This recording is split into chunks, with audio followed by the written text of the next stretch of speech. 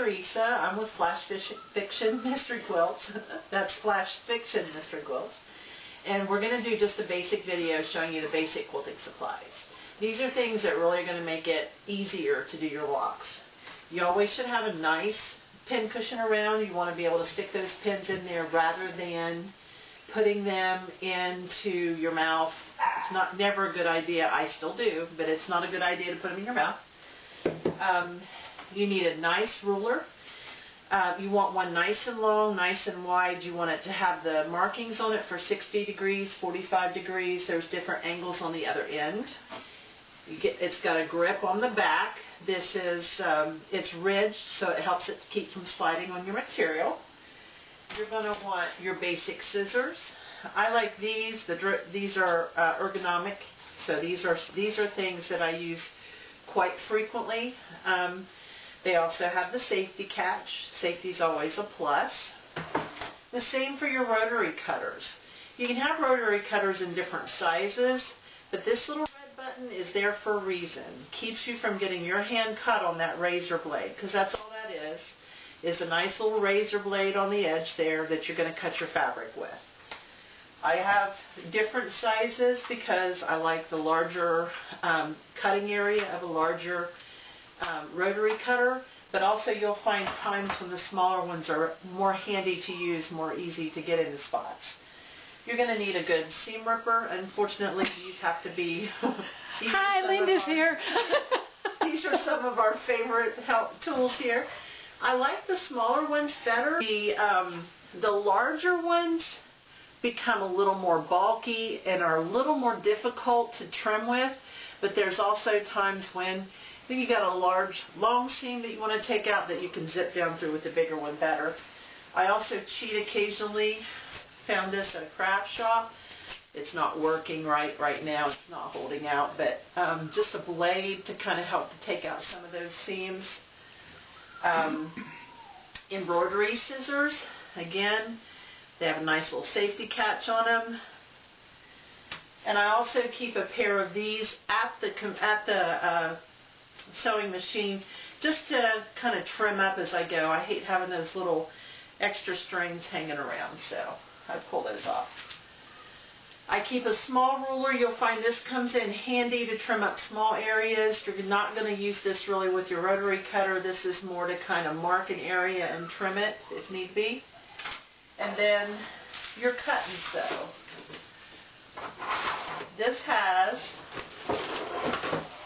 an area to cut your fabric on, nice self-healing mat, and the other side is to iron. Now, this is great if you're going to travel to a class because you have both surfaces with you. You don't have to carry multiple mats. Folds up nicely, and you can just stick it in the corner if you're not using it. That's an Omni Grid that she has, which is a really nice one.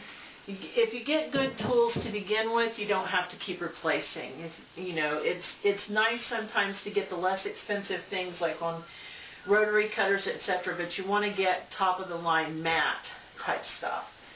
You also... Speaking of mats, your giant mat. This one? Yep, love them. I always keep my cutting surface covered with my large mats.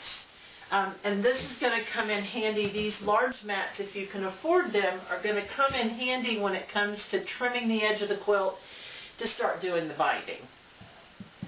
Last but not least, you need a good square ruler. You're going to square up your blocks. If you get those blocks nice and square, this is going to go together very nicely, give you a nice square quilt, easy to bind, easy to border, all that good stuff. So you're just looking for something. All of these blocks are 12.5 inch, is a square 12.5 inch ruler. Again, I do use a lot of Omni Grid just because they have really good pieces. Alright, we're back. We're going to show you now how to take your material just fresh from the store and prep it for your blocks. There's two schools of thought when it comes to the material. You can wash it ahead or not wash it ahead, but whatever you do consistently. Personally, I don't like to wash mine. I like the sizing in the fabric. It makes it easier to work with, and I'll often add additional sizing with some best press to make that material easier to work with. So you're going to get your material from the store, and of course, if you're not washing it, or if you do, one of the first things you have to do is iron it. So you're just going to unwrap your fabric and get all those nice little creases out of it. As we finish up here, just want to point out a little something. You're just wanting to get the wrinkles out of this, but when you're doing a block, you don't want to iron. This motion will stretch your block. You want to press. Press those seams so that they're easy to put together, but if you do the dragging motion, you're likely to pull the block out of square. Okay? We're going to show you now how to even this fabric up and cut off the selvage edge. So you're going to pick your fabric up and you're going to hold it by the edges and you're going to let it dangle till that bottom portion of that material is even. You want it to lie nicely when you lay it down. If you've got it off square a little bit, you'll see that it's going to hang differently at the bottom. So you're actually pulling it till it's nice and flat and hanging nice and folded nicely on the bottom. So that's the first step to this. Okay, then we're going to go to the cutting board. Now, if your cutting board's like mine, it's not large enough for you to leave this open to trim the selvage. So you're again going to fold it over. You're going to match up that edge a little bit. Even it nicely. You want the top, the fold nice and even, because we've already indicated that that's your indicator that it's nice and folded correctly. Then you're going to take your ruler. You're going to line it up with the lines on your mat. So you're going to want this line to line up with one of the lines going left to right, and you want the edge to line up on the end here. You're going to take your rotary cutter, put some nice pressure on that ruler, and cut right up the side of that ruler. You want to keep your hand back a good distance. It's better if you have a klutz glove. Unfortunately, mine has gotten lost in incorporating my mother-in-law's things into my quilt room. So that's just the basics of squaring up that fabric. I always use a gray thread. I get a good quality gray thread, but a gray thread you can use for all your piecing, the bobbin, everything, because it's going to blend well with no matter what fabric that you're using, whatever color that you're using. So keep that in mind for piecing. That's something I was taught and it works really well. Whenever you're quilting, every seam should be 1/4 inch. This is a 1/4 inch foot, so this area from here to here is 1/4 inch.